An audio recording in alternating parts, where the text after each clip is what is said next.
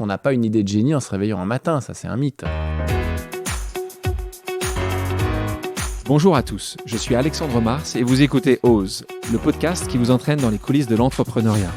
Au fil de chaque épisode, nous allons à la rencontre de celles et ceux qui n'ont pas eu peur de tenter leur chance, de se tromper ou d'échouer. Des femmes et des hommes qui ont accepté de dévoiler ce que vous n'avez jamais entendu ailleurs. Nous allons parler de réussite, d'ambition, d'argent, mais aussi de mission et de sens. J'espère qu'en écoutant ces entrepreneurs, vous oserez à votre tour.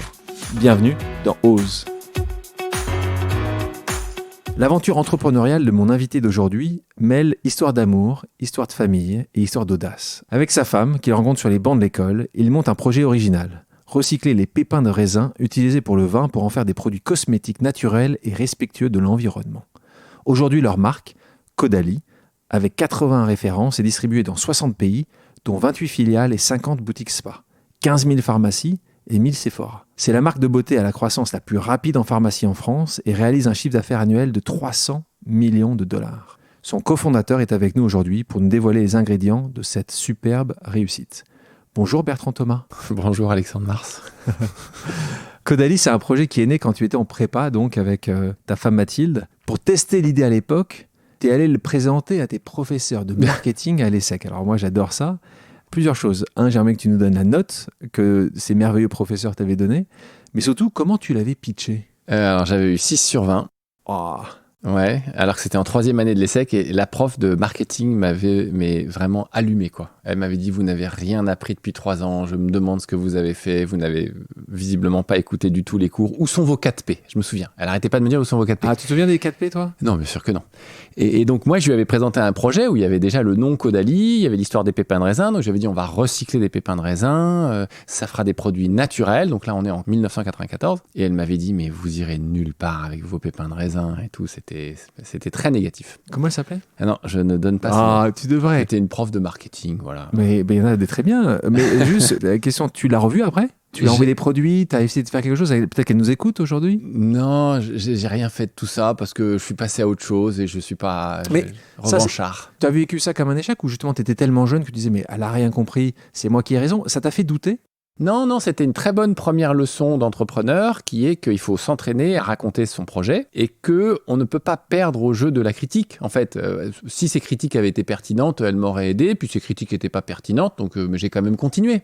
Mais je pense qu'il faut absolument soumettre au regard des autres et à la critique son projet d'entrepreneur, c'est normal. Donc, et toi aujourd'hui, je disais tout à l'heure en rigolant, les 4P, tu te souviens quand même des 4P que tu as étudiés ? Moi, je crois que c'est prix, produit, promotion, placement, voilà, un truc anglais. Ah oui, mais donc tu ne crois pas que ça c'est utile en fait ? Donc, c'est quand même tous les jeunes étudiants d'école et étudient les 4P. Hein. Non, je pense que les 4P, c'est utile si tu travailles pour un grand groupe, où tu arrives et il y a déjà une structure existante, et donc tu rejoins l'équipe marketing, mais il y a déjà une équipe RH, juridique, informatique et tout. Bah, très bien, il faut que tu connaisses tes 4P. Quand tu montes ta boîte, mais tu n'as absolument pas besoin des 4P, tu as besoin de retrousser tes manches et de t'atteler à la tâche, quoi.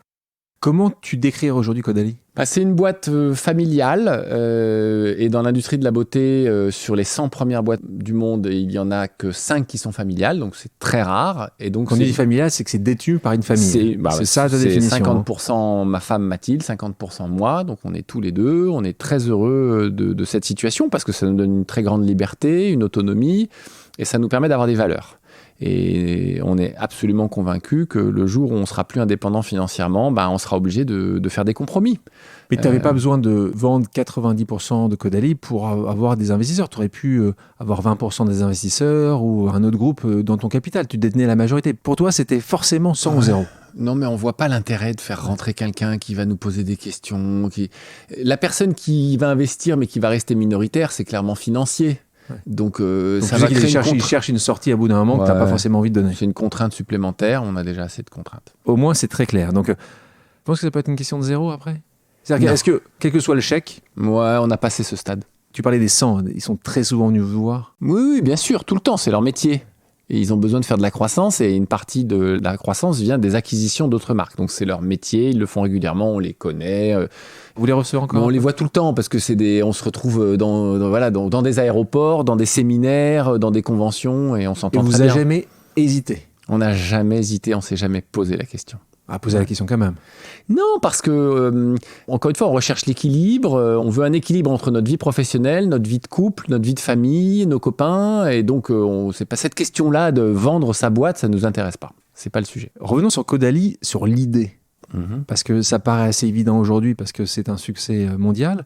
Mais raconte-nous comment l'idée est née. Est-ce que c'est toi qui l'as eue? Est-ce que c'est Mathilde? Est-ce qu'il y a cette histoire avec ce professeur? Mais à quel moment, juste une discussion, c'est vrai qu'il y a le storytelling qu'on peut en faire, mais à quel moment vous avez dit, mais bien sûr, Eureka, il est là? Alors, donc là, aujourd'hui, je te dis toute la vérité. Alors, tu veux tout savoir. C'est mieux. Donc, en fait, c'est très progressif. S'il y a des entrepreneurs qui ont lu ton bouquin et qui nous écoutent, c'est très, très progressif, l'aventure entrepreneuriale. Donc, au départ, on a passé nos concours ensemble avec Mathilde. On a remarqué qu'on était complémentaires. Donc, on s'est rendu compte que sur un projet quelconque, on n'a pas la même vision. Vous sortiez déjà ensemble? Ouais, on était bien sûr. Au départ, c'est une histoire d'amour. Et puis après, on se rend compte qu'on ne s'intéresse pas aux mêmes choses, qu'on n'a pas la même lecture des événements et que du coup, ça marche bien. Et 1 + 1 = 10. Donc déjà, on l'a vu pendant nos études. Et après, on a étudié plein de projets cosmétiques parce que Mathilde était passionnée de cosmétiques. Moi, non. Moi, j'avais envie de monter ma boîte. J'avais envie d'être entrepreneur. Mes héros étaient des entrepreneurs. C'était pas James Bond. C'était pas des hommes... C'est qui? Je sais plus, mais des petits totalement inconnus, mais je trouvais que l'autonomie, la responsabilité, la liberté, j'adorais ça. Donc Mathilde obsédée de cosmétiques, moi assez volontaire pour être entrepreneur, et donc on a étudié plein de projets dans les cosmétiques, tous plus foireux les uns que les autres, mais c'est pas grave, on persévérait. Comme tu le sais si bien, dans nos brillantes écoles de commerce en France, on n'a pas non plus 50 heures de cours par semaine.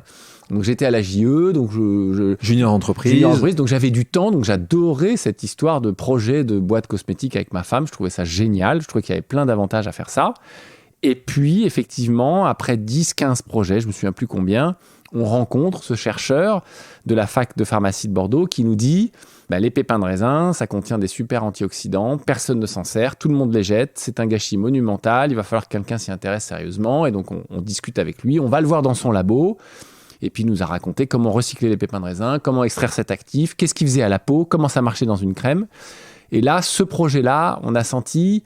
Mais bon, tu as toujours plein de doutes au début, mais on a quand même senti que ce projet était plus solide que les autres. Et donc on s'est attaché. Et après, il faut encore 1 an et demi avant qu'on lance nos premières crèmes. Donc c'est très progressif. On n'a pas une idée de génie en se réveillant un matin. Ça, c'est un mythe. Et donc tu as hésité entre ça et un autre projet? Oui, d'autant plus que dans ces cas-là, quand on a 24 ans, l'environnement familial et même les copains sont contre. Sont plutôt un frein. C'est-à-dire que moi, mes parents me disaient, t'as un beau diplôme, arrête de perdre du temps avec des pépins de raisin, t'iras nulle part, tu vas jamais lutter contre L'Oréal et Estée Lauder avec des pépins de raisin. Donc la famille est contre, les copains me disaient, tes crèmes vont sentir le pinard. En fait, tout le monde se moque de vous, tout le monde dit que vous êtes en train de faire une connerie. Donc c'est très compliqué ces 18 mois-là. Et oui, on se pose plein de questions. Et il y a un moment où on se violente. Et on s'assoit à une table, et je me souviens très bien, avec Mathilde, et on a passé 6 mois dans une chambre de bonne, et c'est là qu'on se jette dans le vide, quoi. Et il faut le faire. Et c'est ce projet-là, en prenant cette idée des pépins de raisin. Mathilde voulait des produits naturels. Donc ça, là-dessus, elle n'allait pas transiger. Et en plus, on sentait que c'était le meilleur projet. Donc nous, de par notre famille et les propriétés viticoles de la famille, on avait accès à plein de pépins de raisin aussi. Donc on se dit, on a plein de pépins de raisin, on a le chercheur.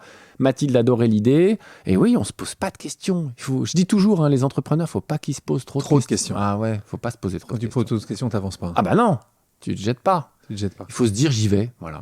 Quand tu lances ça, à quel moment vous trouvez le nom? Alors, j'ai déjà entendu l'expliquer 56 fois, ça marche, les gens disent « Ah, t'apprends en plus un mot absolument génial » et vous allez l'entendre, nos auditeurs. Mais t'hésites entre ce mot-là et un autre, t'en as 15. Oui. Raconte-nous, comment t'arrives à ce mot qui est aujourd'hui beau, mais dont peu de gens connaissent la signification? Alors, la vraie réponse, c'est totalement par hasard. C'est-à-dire que malheureusement, on a évidemment passé 1 an à prendre des noms comme Sève, Sève de Vigne.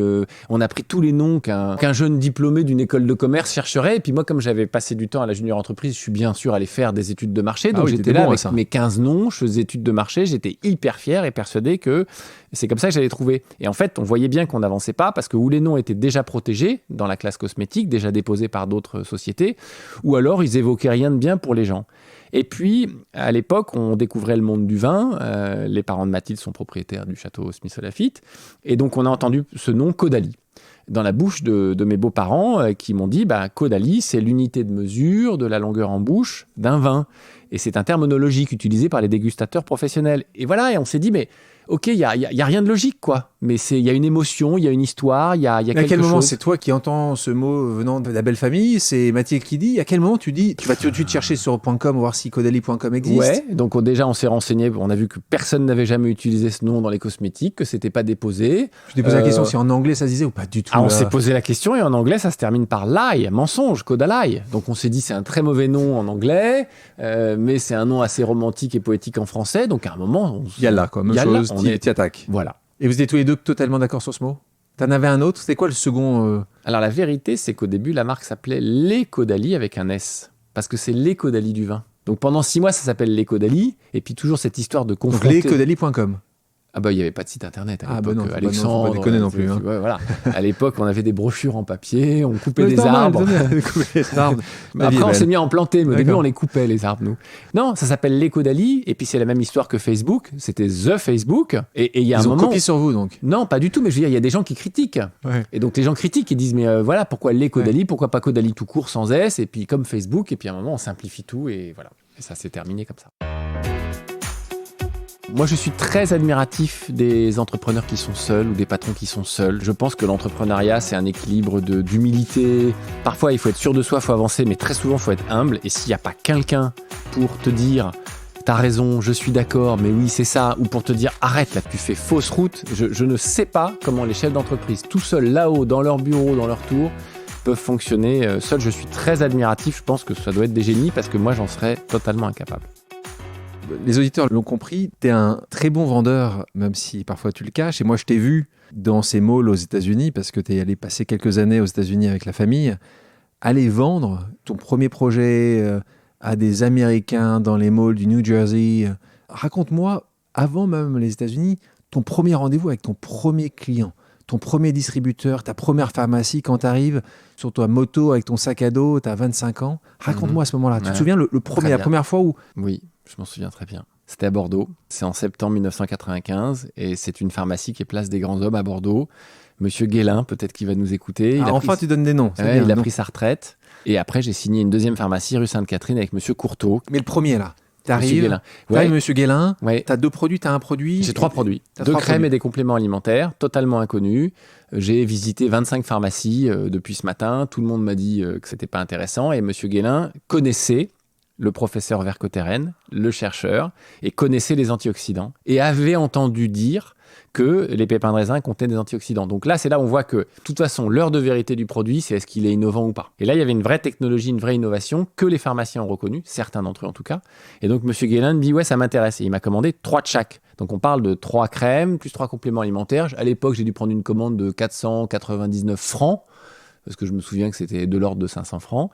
Et j'étais fou de joie, c'était une immense victoire. Et puis après... Donc tu sors de la boutique, t'appelles tout de suite Mathilde. Ouais, et puis après voilà, il faut livrer les crèmes, il faut faire une facture. Et puis après, les ennuis commencent. C'est-à-dire que le pharmacien, il reçoit ses produits, il dit « Mais les gars, vous avez fait 1% du travail là. Maintenant, il faut former mon équipe, il faut nous expliquer comment on va les vendre, à qui on va les vendre. Il faut nous donner des brochures, des échantillons, des testeurs, éventuellement un présentoir qu'on n'a pas. On n'a pas d'argent à l'époque. On ne savait pas faire tout ça. Donc c'était le début d'une belle aventure.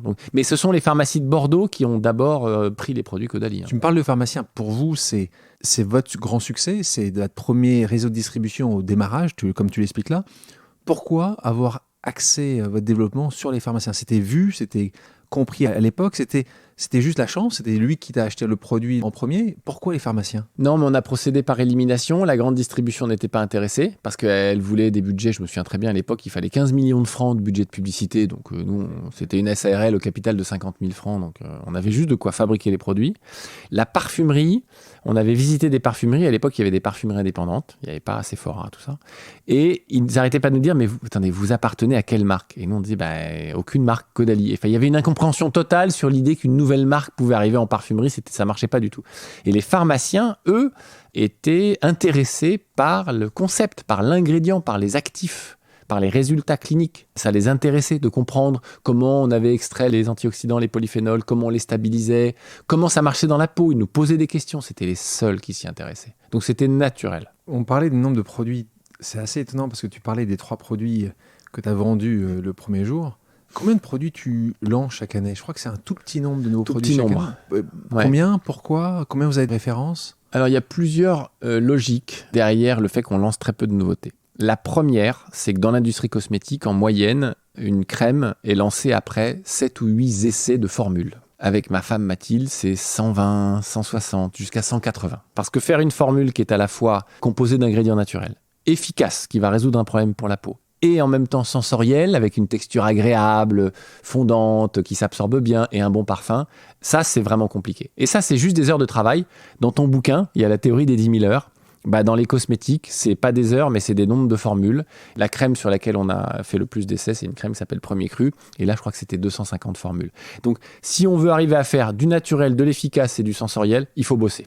Il faut bosser, il faut être engagé, il faut accepter aucun compromis. Et ça, c'est le job de Mathilde, ma femme. Elle a un laboratoire de formulation naturelle. Elle les appelle tous les jours, elle les saoule. Ça prend du temps. Et donc, on est incapable de lancer 20. Les concurrents qui font notre taille, en termes de chiffre d'affaires, ont une vingtaine de nouveautés par an. On en a entre 3 et 6 en moyenne depuis des années, quoi. Donc, la première raison, c'est celle-là, on ne sait pas lancer plus.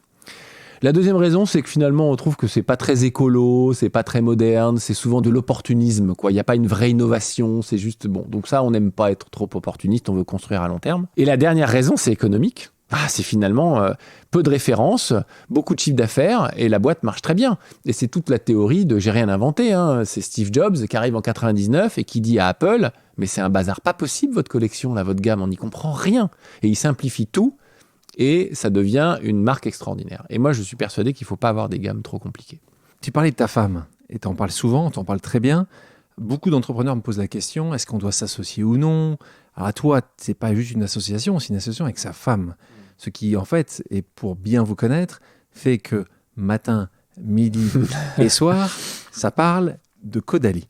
Raconte-moi ça. Est-ce que, évidemment, vous êtes plus forts à deux, vous êtes vraiment différents, vous êtes l'un et l'autre exceptionnels, mais tellement différents. Est-ce que tu penses que c'est ça qui a fait votre force, c'est ça qui a fait que vous avez réussi aujourd'hui à créer l'entreprise que vous avez? Raconte-moi un petit peu, pas uniquement sa genèse, mais ça fait des années. Comment tu le perçois au quotidien et comment les équipes le perçoivent? Tu as posé 10 questions là. Oui, beaucoup trop, tu as raison. Sur la première question, moi je suis très admiratif des entrepreneurs qui sont seuls ou des patrons qui sont seuls. Je pense que l'entrepreneuriat, c'est un équilibre d'humilité. Parfois, il faut être sûr de soi, il faut avancer, mais très souvent, il faut être humble. Et s'il n'y a pas quelqu'un pour te dire « T'as raison, je suis d'accord, mais oui, c'est ça », ou pour te dire « Arrête, là, tu fais fausse route », je ne sais pas comment les chefs d'entreprise, tout seuls là-haut, dans leur bureau, dans leur tour, peuvent fonctionner seuls. Je suis très admiratif, je pense que ça doit être des génies parce que moi j'en serais totalement incapable. Donc je suis persuadé qu'il faut être plusieurs. La femme, c'est pas obligatoire. Je pense qu'il faut se lancer à plusieurs parce qu'on a besoin de recul, on a besoin. Puis quand il y en a un qui n'a pas le moral, l'autre a le moral. Quand il y en a un qui n'arrive pas du tout à trouver une sortie, généralement l'autre a une idée créative. Donc d'être différent, il faut être différent. C'est complémentaire. Oui, il faut être différent. C'est-à-dire que si tu prends deux commerciaux, leur projet, il va manquer de consistance, il va manquer de continuité, de régularité. Si tu prends deux ingénieurs, il y a un moment, ils vont avoir du mal à vendre, à communiquer, à marketer, etc. Et donc, oui, je pense qu'il faut des gens très complémentaires, très différents, qui s'associent. Et l'union fait la force et 1 + 1 = 10. Après, sur l'histoire de la femme, ça rend les choses plus compliquées, en fait, pour tout le monde, sauf pour nous. Les collaborateurs savent pas trop comment on bosse avec un couple. Ils savent pas où se positionner entre le mari et la femme. Ça fait un peu papa-maman, parfois, dans certaines réunions, dans certaines circonstances. Mais nous, on aime bien ça. L'écueil évident, tu l'as raconté, c'est que on a du mal à prendre du recul. J'ose dire que moi, je prends plus de recul que ma femme et que moi, je parle pas trop boulot à la maison et que voilà, mais je suis pas parfait non plus, mais en tout cas, je pense que je fais la part des choses et c'est important. Je pense que c'est le seul écueil à bosser en couple. Vous parlez d'ailleurs de famille et ça a été un projet de famille quand vous partez aux États-Unis parce que là, vous dites la marque Caudalie n'est pas qu'une marque française en pharmacie, ça doit être une marque internationale. C'est en 2010 que vous partez aux États-Unis. Là, tu reprends un peu comme à Bordeaux, sauf que c'est pas Bordeaux, c'est New Jersey, c'est pas forcément Paris, mais ça va être New York. Comment tu as vécu ça? Est-ce que tu as été excité, tu étais heureux, tu étais fatigué? Raconte-nous un petit peu ce déploiement de la marque Caudalie aux États-Unis. La première chose, c'est qu'on s'est dit que Caudalie serait fragile si ça restait qu'une marque franco-française. Qu'on allait manquer de souffle, qu'on allait manquer de nouvelles clientes, qu'on allait manquer d'inspiration. Donc la première raison, c'était pas qu'on voulait développer le chiffre d'affaires, c'était qu'on sentait qu'à long terme, on allait être en danger si on n'était pas une marque globale. La deuxième chose que m'a appris cette expatriation, c'est qu'en fait, au fond, je crois que j'aime les petites boîtes. Moi, j'aime bien quand c'est petit. Je me sens à l'aise dans ces environnements-là. Dès que c'est une grosse organisation, il y a des procédures, des règlements et tout ça, je suis moins à l'aise, quoi. Je pense que c'est ce que je suis allé chercher aux États-Unis. Il y en avait déjà trop en France, tu dis que c'était... Ouais, ça devenait plus gros. Ouais, il fallait des procédures, fallait perdre du temps avec tout un tas de trucs qui m'intéressent pas forcément. Tu repars et tu recrées. Quand t'as vraiment vécu une aventure entrepreneuriale où t'es parti de rien, c'est une drogue, quoi. Tu pars de rien, c'est une drogue. Et je pense que c'est pas les mêmes profils pour gérer une boîte de 10 000 personnes et gérer une boîte de 5 personnes. C'est pas les mêmes profils. Et je pense que je suis plus à l'aise sur les petites structures. Et donc, je suis allé certainement chercher ce frisson-là aux États-Unis. J'ai pas été déçu parce que ça a été encore plus dur que la France, parce que c'est un pays qui est plus grand, plus compétitif, avec des gens très bons, très innovants, des entrepreneurs à tous les coins de rue. Donc, c'était plus dur comme aventure entrepreneuriale, mais j'ai appris plus de choses forcément. Et en 2015, on est allé à Hong Kong pour la même raison, c'est-à-dire que je suis reparti en Asie parce que j'avais envie de revivre ce frisson de la petite équipe qui démarre et on a des ennuis toute la journée, mais finalement c'est ça qui me plaît le plus, je crois. Donc quand tu pars en 10 ans, puisque c'est à peu près ça, depuis 2010 où tu es parti aux États-Unis, votre expatriation avec la famille, ouais. Ça a fait quoi si on parle juste en business, ça a doublé la taille de l'entreprise? Est-ce que l'entreprise aurait été différente? Tu penses qu'elle est aujourd'hui plus stable que ce qu'elle aurait été certainement si tu étais resté en France? Je pense que ça ne se mesure pas en chiffre d'affaires. Je pense que Caudalie est devenue une marque plus riche grâce à notre expérience aux États-Unis, avec des meilleures valeurs. On a appris tellement de choses aux États-Unis. Mais Encore plus qu'en Asie? Non, on a appris plein de trucs en Asie. C'était fantastique, professionnellement, personnellement, pour les enfants, pour le couple, pour le boulot. C'était fantastique à tout point de vue. Je conseille à tout le monde l'expatriation. Oh ouais, l'expatriation, c'est fantastique. Ça rend humble et puis ça apprend plein de choses. Ça ouvre les chakras, comme je dis toujours. Mais je pense pas que le retour sur investissement, il se mesure en tiens, mon chiffre d'affaires a progressé. Ça a changé le destin de la boîte, quoi. On s'est rendu compte qu'on avait des lacunes énormes en marketing, en organisation, en management. J'ai appris tellement avec les Américains. Mais quand tu reviens après une dizaine d'années, les gens t'avaient attendu, ils avaient pris la place. Comment on gère ça quand tout d'un coup les deux cofondateurs se barrent à travers le monde et ils reviennent, ils disent hop, maintenant, est-ce que c'est la fête est finie? Est-ce que c'est nous qui arrivons? Est-ce que ça a été un moment aussi compliqué ou différent où tu l'attendais ce moment-là? C'est plus compliqué que ce qu'on avait prévu. Ouais, je m'y attendais pas. Mais oui, les gens, et heureusement, les gens ont pris leurs habitudes sans nous. Le problème, c'est que l'équipe française, c'est l'équipe qui est le leader du monde, quoi. C'est le porte-drapeau de la marque, c'est le marché français. Le bureau à Paris, c'est le vaisseau amiral, c'est le cerveau de toute l'organisation. Et donc oui, on est rentré après 8 années d'expatriation avec un premier choc culturel qui est l'Asie, cette espèce de fièvre incroyable, la fièvre asiatique, où c'est une région où tout va à 200 à l'heure. Les États-Unis, complètement différent de la gestion européenne presque latine qu'on a en France. Donc on est rentré avec un choc culturel. Et puis après, on s'est rendu compte que la vision qu'on avait, nous, pour la marque, n'était pas forcément la vision que l'équipe de Paris avait. Donc, ouais, il y a eu des ajustements. Ça a été plus compliqué, plus long que prévu. Moi, j'attends absolument rien des politiques sur l'écologie. Je pense qu'il faut que les entreprises et les consommateurs règlent ça ensemble. Et c'est les gens qui ont un vrai pouvoir économique qui vont pouvoir s'occuper de l'écologie. Et donc, on s'est dit, il faut qu'on garde cette entreprise, qu'on la fasse grandir. Et plus cette entreprise aura un pouvoir économique, plus elle se doit d'essayer de protéger cette planète qu'on aime. Sur les financements, parce qu'on parle souvent des différents financements, les fonds d'investissement, les amis, la famille. Vous, rapidement, vous avez fait un choix. Il y avait d'autres options, tu t'es pas tellement posé la question, tu dis, c'est des petites et des grandes sommes à un moment à l'époque, mais est-ce que tu avais plusieurs choix? Est-ce que tu penses que c'était le bon choix à faire? Est-ce que tu l'as regretté? D'abord, il faut expliquer ce qu'on a fait, c'est-à-dire qu'on a choisi au départ de caler notre rythme de croissance sur notre argent, quoi. Au lieu de dire j'emprunte et puis je vais faire la croissance qui va avec, nous on s'est dit oh là là, un franc que t'as pas, tu le dépenses pas. Donc c'était une gestion assez bizarre, effectivement, en tout cas atypique. Ça vient de toi, ça? C'est ta culture? Oui, j'ai été influencé par mon grand-père et par mon beau-père qui me disaient il faut que tu aies une croissance pérenne, durable, saine. Donc pas de coup d'éclat, mais une marque qui fait son chemin progressivement, une gestion saine. On était convaincus qu'il fallait pas perdre d'argent, donc on a perdu de l'argent les 2 premières années, quelques centaines de milliers de francs. Dès 1997, on est à l'équilibre, on fait des profits en 98, donc très vite, on était dans cette logique de boîte saine, gérée en bon père de famille. Je suis incapable de dire si c'est bien ou pas bien, ou si j'aurais fait mieux en m'endettant. La question ne s'est jamais posée, on était persuadés qu'il fallait pas s'endetter. C'est atypique, ça a été comme ça, et on n'a jamais changé ça. Et c'est clair que ça limite la croissance, c'est des choix. Ça n'a pas été trop compliqué d'aller convaincre les proches, la famille Ouais, moi c'est mon beau-père qui m'a prêté l'argent pour démarrer. Non, il a été génial. Il était cool. Il a été très cool. Ouais. Ça, c'est vraiment, on lui doit beaucoup. Et après, je te mets dans la confidence. L'objectif de ton émission, c'est les confidences. Et après, il nous a demandé de le rembourser.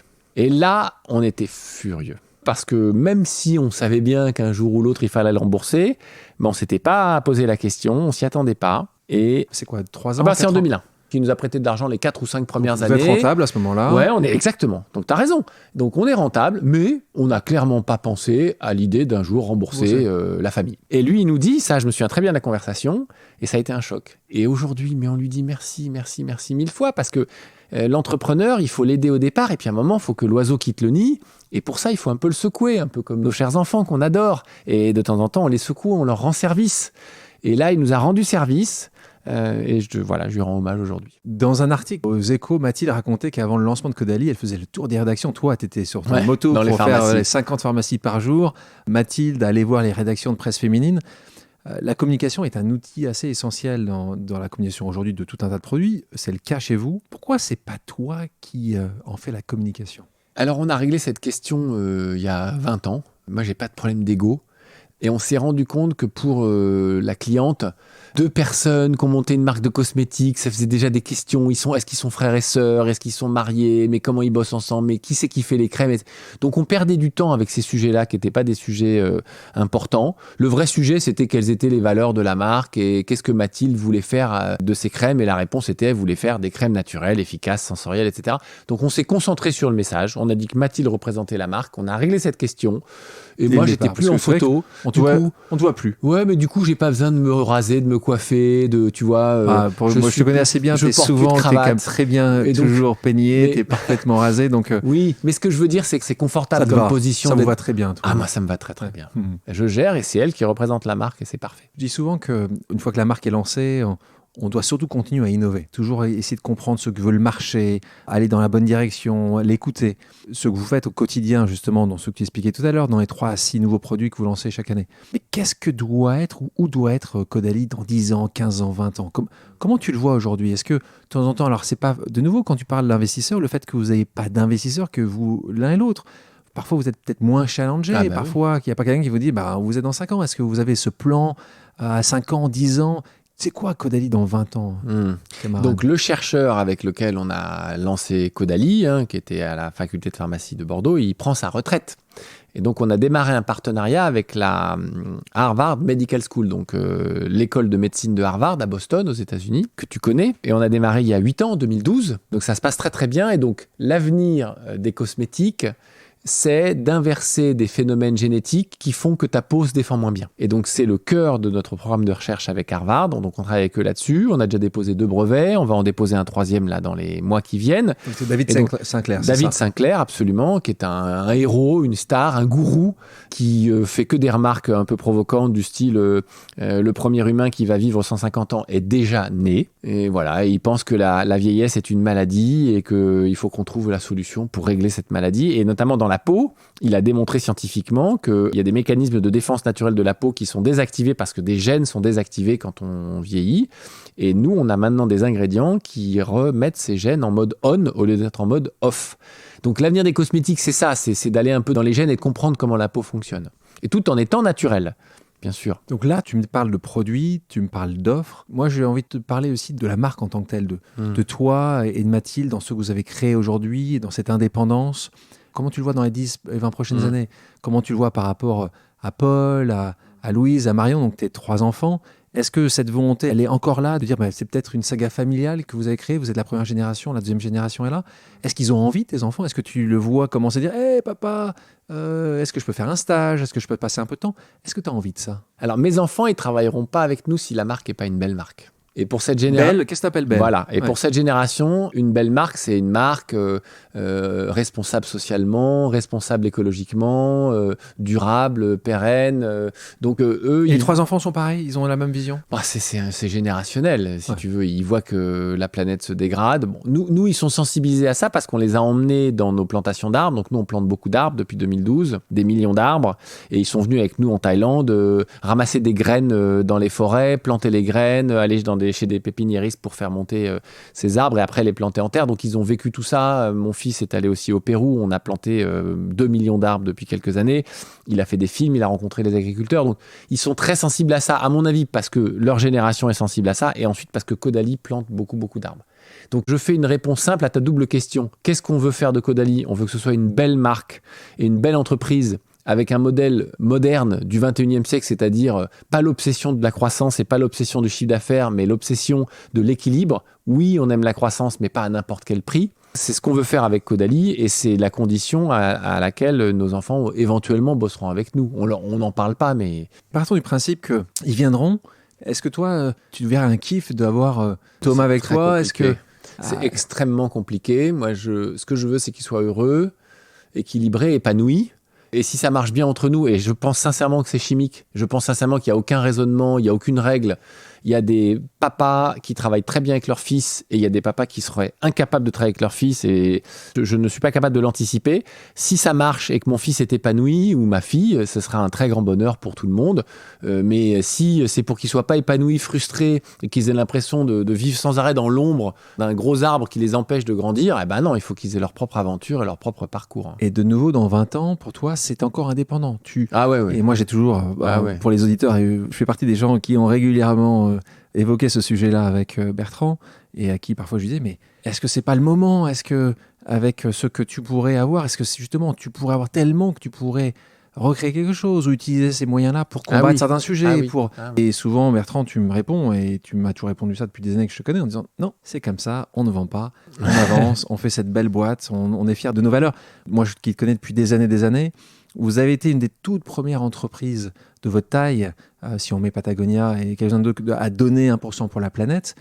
C'est quelque chose qui est important parce que c'est pas 1% des profits, soyons clairs, c'est 1% du chiffre d'affaires, quelles que soient les années, bonnes ou très bonnes. Pour vous, il n'y a pas de mauvaise, donc c'est la bonne nouvelle.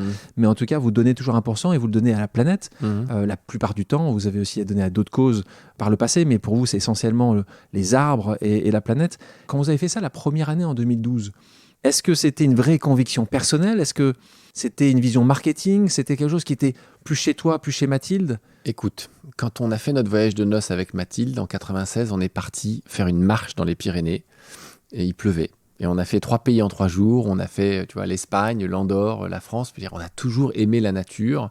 Avec nos enfants, le week-end à New York, on faisait des marches. On allait dans le Connecticut. Enfin, on a toujours aimé les arbres, la nature. Et il y a un moment où on a senti qu'il y avait un vrai danger, un vrai dérapage. Moi, j'avais acheté le bouquin de Al Gore, j'avais regardé les vidéos de Al Gore, et je me demande, c'est pas 2005. Et le gars dit en 2005, on va dans le mur. Le mec l'explique, il a les chiffres, il raconte la fonte des glaciers et tout. Donc, en fait, à un moment, on accumule les infos, on a les infos. Et moi, je voyais ce que j'aimais de faire de mes week-ends. Et je me disais, j'ai envie que mes enfants grandissent dans un monde où il y a encore des arbres et où on peut respirer l'air et l'air est pur. C'était assez égoïste. C'était par rapport à notre mode de vie personnel où on se disait, mais il faut vraiment prendre les choses en main, quoi.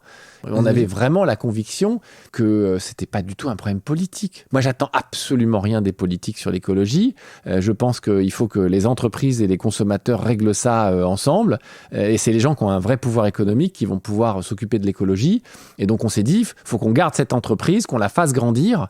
Et plus cette entreprise aura un pouvoir économique, plus elle se doit d'essayer de protéger cette planète qu'on aime. Est-ce que tu penses qu'aujourd'hui, une marque qui ne se préoccupe pas justement de cette empreinte sociale ou environnementale puisse être pérenne sur le long terme ? Alors, cher Alexandre, malheureusement, oui. Encore aujourd'hui ? Mais oui, mais parce que on habite dans des pays où, ça y est, les gens sont conscients de ça. Prenons les États-Unis. Entre la côte ouest et la côte est, il y a un monde en termes de conscience éco-responsable.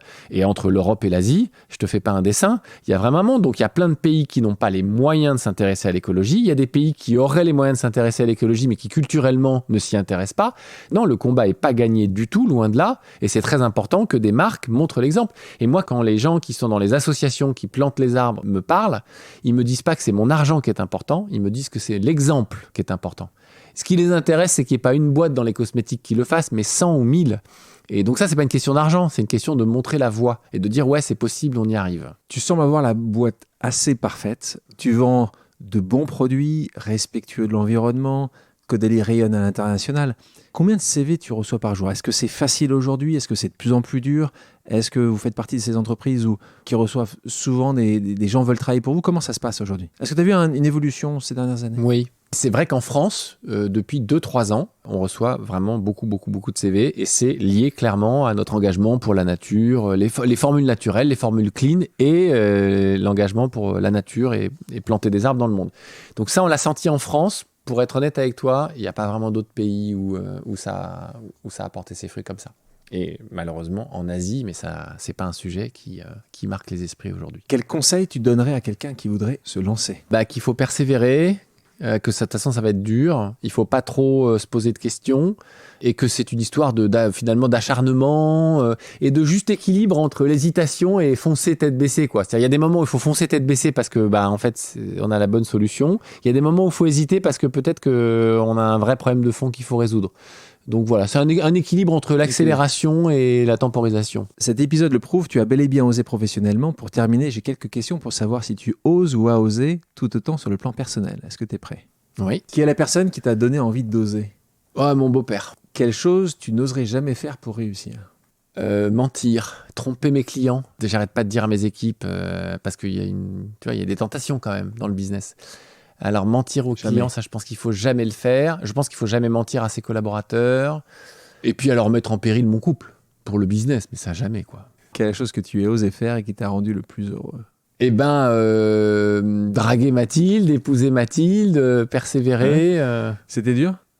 Ouais, c'était dur. Bah ouais. C'était pas... Voilà. T'as passé un peu quelques semaines ? En fait, c'était dur parce qu'en prépa, on bossait ensemble. Donc là, tout se passait bien. Puis après, on a intégré des écoles de commerce différentes. Et là, il y a eu 3 ans de séparation. Ça, c'était très dur. Mais donc, je suis content d'avoir osé, d'avoir persévéré. Quelle est la bêtise d'enfance que tu n'as jamais osé avouer à tes parents ? Ah, génial. Alors, plein de bêtises. J'ai volé des gâteaux dans la cuisine. J'ai dû voler un peu d'argent dans le porte-monnaie de mon père, je pense. Quand même. Et je pense qu'avec mon frère, on est allé voler un Playboy ou un New Look dans une librairie et on l'a jamais dit à personne. Tu voulais pas que je dise ça. C'est très bon. Qui est la personne à qui tu n'as jamais osé dire « je t'aime » ? Mon grand frère, je crois. Quelle est la chose la plus folle que tu as osé faire ? Moi, je pense Monte Codali. Avec du recul ? Ouais. Quelle est la nourriture la plus étrange à laquelle tu as osé goûter ? Alors, c'est très clair. Quand nous sommes allés planter des arbres en Thaïlande avec toute la famille, on s'est retrouvés chez un agriculteur qui n'avait pas beaucoup d'argent et qui était tellement honoré par notre présence qu'il a récupéré les sauterelles, qui les a fait frire et qui nous a fait manger des sauterelles. Et moi, j'en ai mangé, mon fils Paul aussi, et ma femme et mes 2 filles ont fait un peu semblant. Qu'as-tu envie d'oser cette année ? Qu'est-ce que j'ai envie d'oser cette année ? Un 4e enfant ? Non, j'aimerais bien, mais là, il faut être 2. C'est un peu plus facile pour les hommes que pour les femmes, le 4e enfant. Alors. Moi, j'ai envie d'oser, pas de compromis sur la qualité de nos produits et donc forcément un peu de sacrifice en chiffre d'affaires. Toi, tu serais prêt à dire « je pourrais impacter mes marges » pour avoir un plus grand impact positif sur la société ? Est-ce que tu pourrais accepter ce type de choses ? Je pense que je me suis mal exprimé. Je sens chez tous mes collaborateurs une ambition énorme en termes de croissance de chiffre d'affaires. Je le sens. Et on a des débats là-dessus. Et tu vois, par exemple, Patagonia, ils font 1 milliard de chiffre d'affaires. Ils ont décidé qu'ils feraient plus de croissance. C'est-à-dire qu'ils disent, on va faire des produits de bonne qualité. Et notre obsession, c'est plus la croissance du chiffre d'affaires. J'en suis pas là, mais je fais un cheminement dans ma tête où je trouve que ça devrait pas être notre guide. Ça devrait être la récompense. Ça devrait être quelque chose qui arrive si tout s'est bien passé. Mais ça peut plus être l'objectif principal, je crois. Tu penses que c'est parce que ça vient de vous ? Est-ce que c'est parce que chaque année, vous annonciez plus 10%, plus 20%, plus 7% ? Ou tu penses que c'est juste le monde d'aujourd'hui qui fait que quand t'en parles autour de toi, tu dis je suis fier parce que je travaille pour une belle boîte, mais en plus de ça, on a fait 10% de croissance. Tu penses que c'est la croissance a pris le pas sur les produits et sur l'impact ? Oui, je pense que les gens ont peur de travailler dans une boîte qui fait pas de croissance et que ça, c'est un vrai phénomène qu'on doit combattre, enfin que toi, tu dois combattre parce que tu as une voix qui est écoutée. Parce qu'ils pensent qu'ils n'auront pas d'augmentation ? Parce que tu penses que... Non, je pense que c'est une espèce de mode collective où tu bosses dans une boîte qui est dynamique, qui cartonne, qui fait de la croissance. Forcément faire de la croissance aussi. J'ai l'impression que c'est ça et je sens que c'est pas forcément l'avenir. Je pense qu'il y a des moments où on fait de la croissance et c'est très bien et c'est mérité. Et il faut accepter l'idée qu'il y a des années de consolidation où on prépare, on travaille. S'il y a une révolution à préparer dans les cosmétiques, il faut pas qu'on ait peur. Si on dit que maintenant les crèmes doivent être clean, elles doivent être naturelles et qu'elles doivent pas avoir des perturbateurs endocriniens, on devrait devrait dire, ok, pendant 3 ans, on revoit, on prépare tout ça parce que c'est ce que les gens attendent et on accepte de sacrifier le chiffre d'affaires. Je trouve qu'il y a trop cette obsession de, tiens, on fait de la croissance, donc on est bon. Non, pas forcément. On peut être très bon pendant 2-3 ans et puis pas faire de la croissance. Je sens que dans les collaborateurs, c'est un vrai stress. J'espère qu'on arrivera à faire évoluer les mentalités. Bertrand, merci d'avoir accepté mon invitation. Merci Alexandre. Merci à tous d'avoir écouté Ose, le podcast qui vous entraîne dans les coulisses de l'entrepreneuriat. Si l'émission vous a plu, inspiré et surtout donné envie d'oser, n'hésitez pas à laisser un commentaire et à partager.